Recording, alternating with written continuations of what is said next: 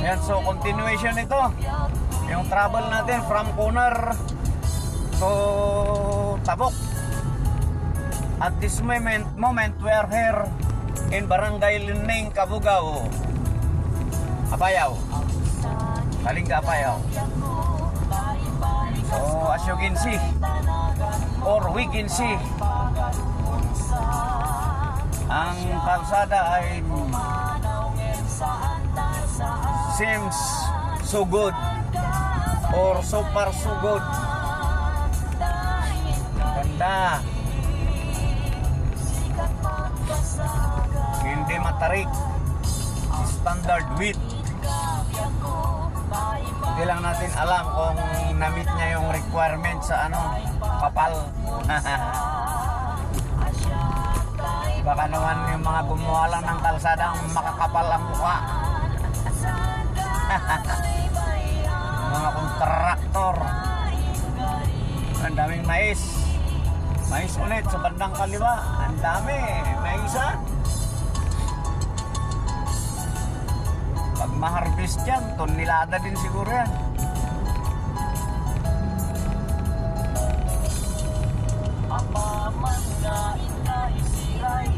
Yan.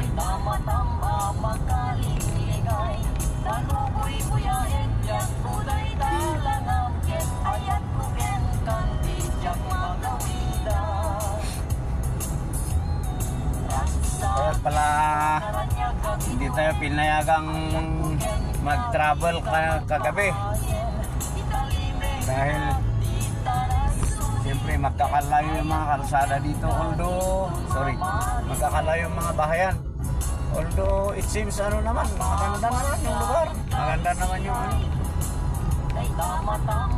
pwede itong pasayab-saban pag magbiyahe ka ng gabi, madaling araw. Ayan, so another one. Shout out Cordillera Administrative Region, DPWH.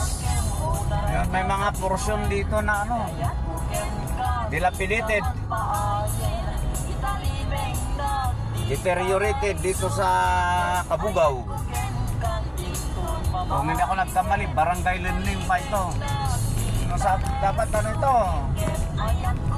expedite the immediate refer para maiwasan yung ma-anticipate natin yung mga potential accident. Dahil siyempre pag may mga ganyang problema ang kalsada, road risk yan, diba? Hazardous at risky, vulnerable for accidents, lalo pag gabi, especially during night time na hindi naman well illuminated ang kalsada. Kaya hindi na dapat ito pinapatagal.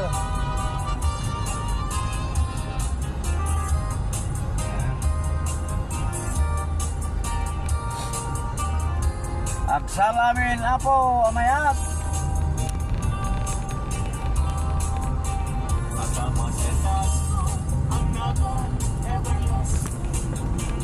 Oho, sharper at why?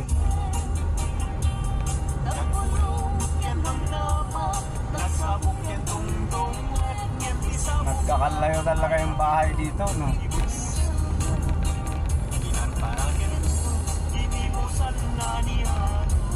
Yahoo, yahoo! Nasaan na tayo?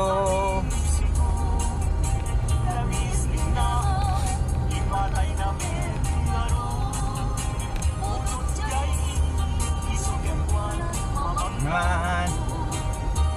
Then from ang target route natin is from Cabugao going to Ifugao until reaching Baguio City. May daan dyan. Meron naman siguro. Interconnected naman na ang daan dito sa Northern Luzon. At kahit sa ang sulok naman ng Pilipinas ay May mga lagusan na.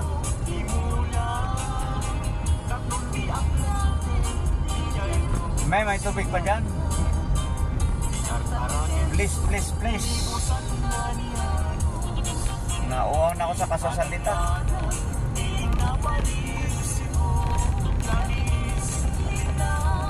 Wala namang kwarta.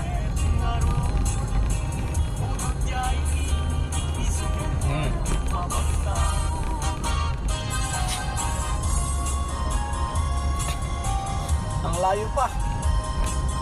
136 kilometer pa. Bakit 3 hours? Ang layo pala nito. Pero eksakto lang naman yung dating natin noon, alas 4.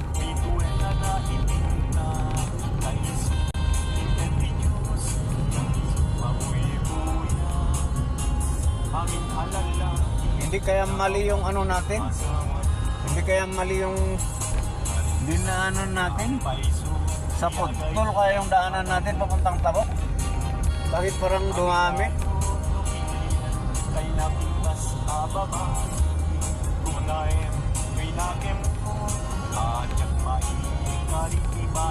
Dapat nagtanong tayo ah.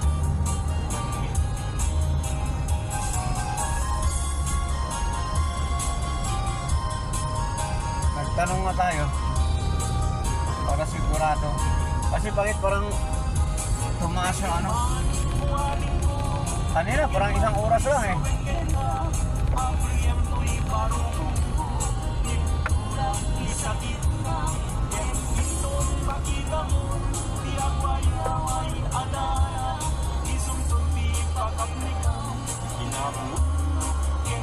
Kita oh. Manikot.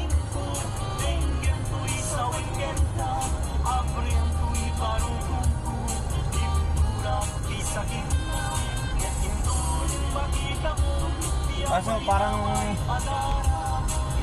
dumami yung oras eh.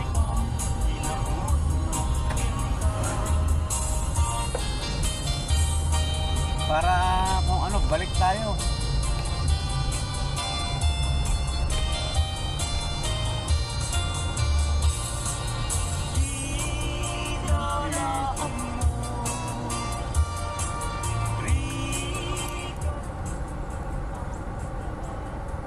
Mabali nagdamag manong. Mapang kami di Tabok. Oy. Ada dalan dito eh.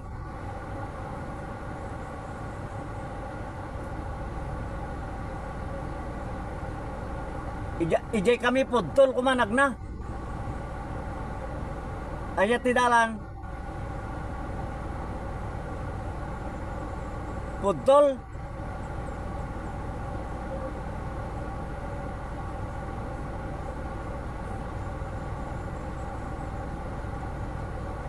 Ah? Ada pagnan di Pudtol.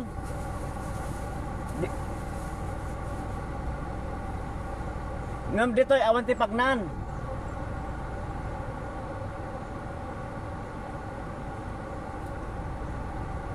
Anya ti pagnan mi garo niya agsubli kami.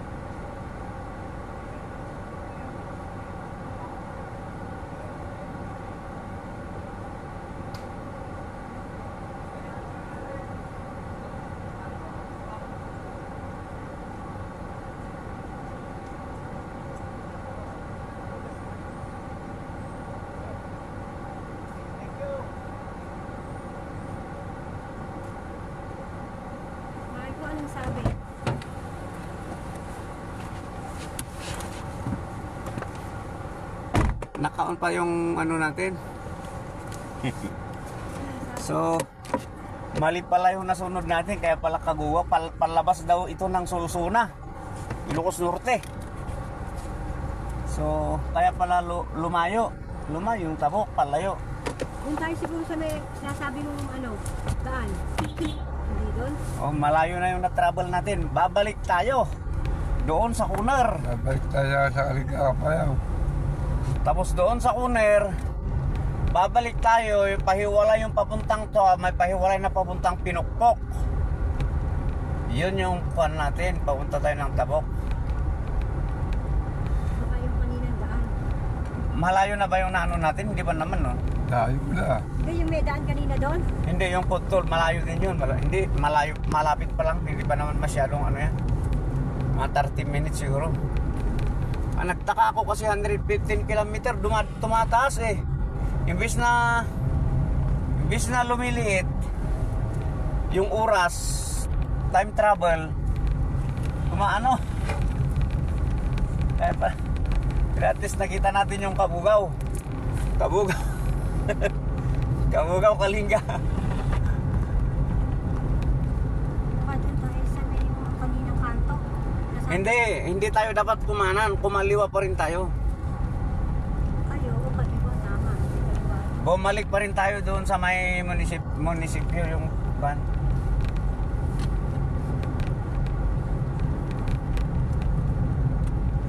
Ilocos Norte pala ito, meron daw itong labasan kung paano Sulsuna. Yahoo! Okay. Nice experience, travel experience. Kaya napansin ko yung Waze. Oh, tingnan mo. 16:30 alaw na pa lang, bakit alas 4 na tayo makarating?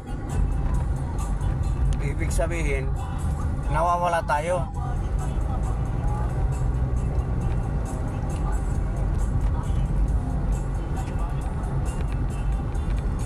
Okay.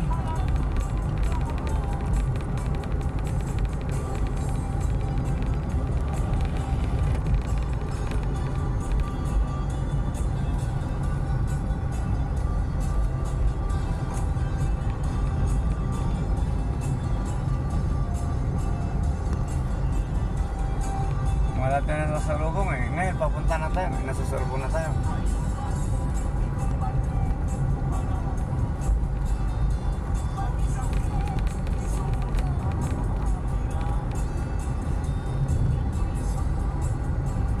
Ayun. May nasasalubong na itong sasakyan. Kanina wala eh. Kasi papunta tayo sa remote area pa. Anong tubig ba?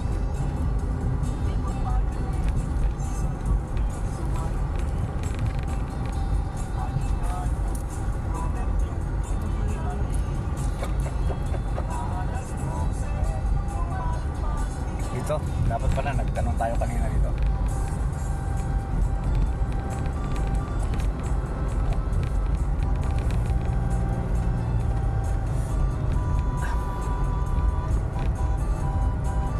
Nakalayo na tayo talaga sa kot.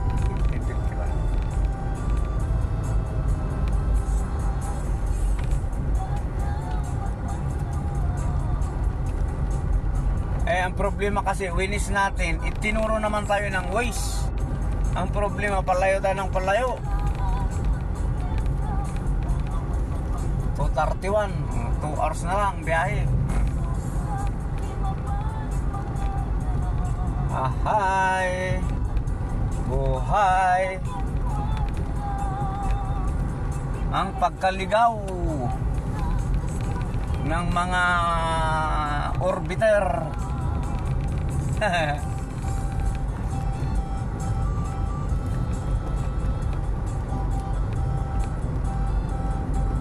Diyan ako nagtaka eh, bakit papunta ng Putol? Nakita ko yung Putol, hindi ba ako nagkuhan?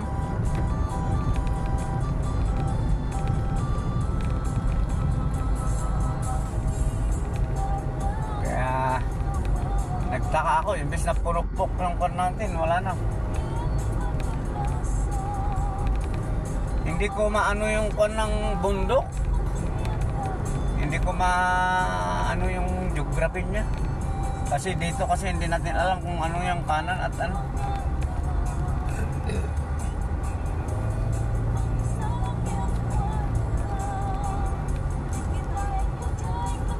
Ito yung ano natin kanina na nasira. Landslide.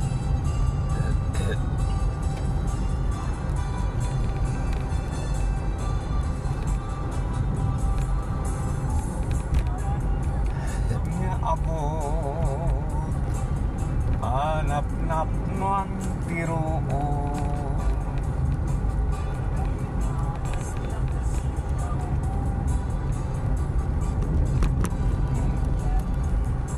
Lapit tayo na kasi ito na yung tamang ruta. Malayo pala yung ano natin mula doon sa ano sa ano ng Pudtol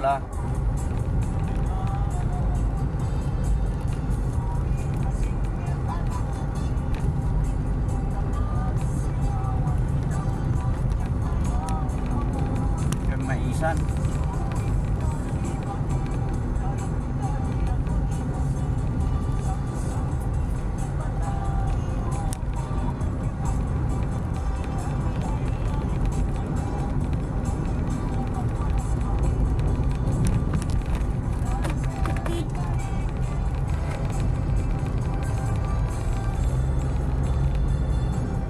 Paspasan natin para mabawi natin yung na-consume na oras. Karing kaliyak nagibusin.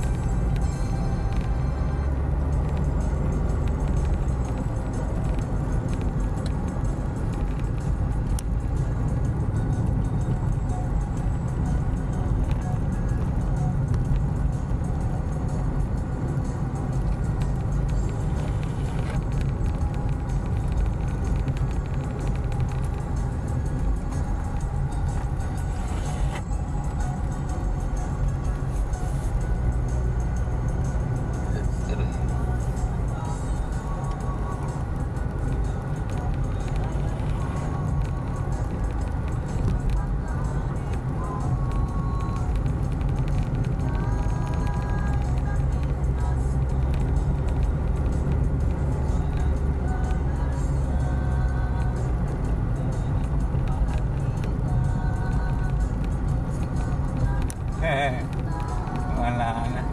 Naligaw na tayo. Malayo na yung narating natin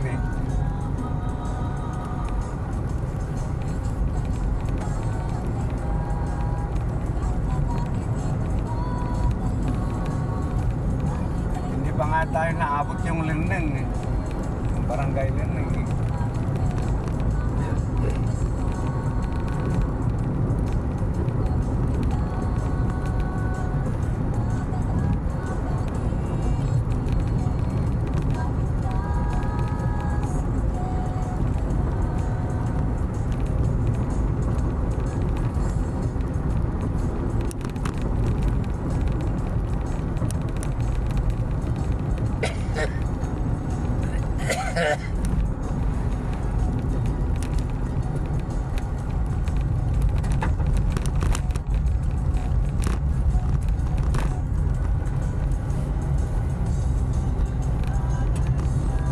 Ay, Jet Pato, di masagot. Ha? Jet Pato? Hindi naman nagchat-chat. Hindi. Yung huli niya, yung dadali niya yung kwan, pare-receive. Ito na yung kwan. Papuntang Pudtol.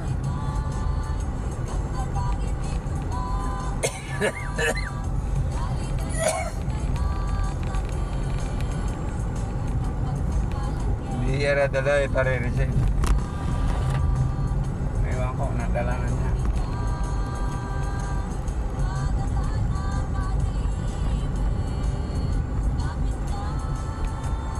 mungkin ayat. Ay, nakabalik na tayo.